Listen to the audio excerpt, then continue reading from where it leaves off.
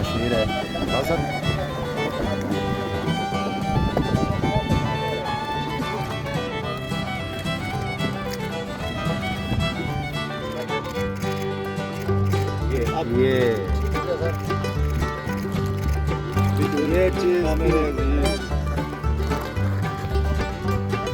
जी भाईजान, इसमें कौन कौन सी मछलियाँ डाल रहे हैं? सर ये 4-5 नस्लों की मछली डाल रहे हैं।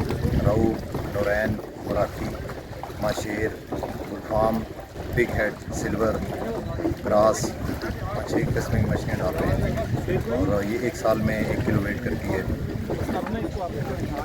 ये कितने टाइम में बड़ी हो जाएगी? तकरीबन ये 10 माह में, 12 माह में, 1 साल में 1 किलो वेट करती है। 1 किलो वेट।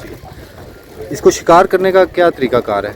इसका शिकार तरीकाकार यही है कि ये गवर्नमेंट कॉन्ट्रैक्ट देती है, ठेकेदार वगैरह वो शिकारी वगैरह आते हैं, सिंधी को पकड़ते हैं। फीस क्या है उसकी शिकार करने की? इसकी गवर्नमेंट की ऑक्शन होती है, ओपन ऑक्शन होती है उसमें।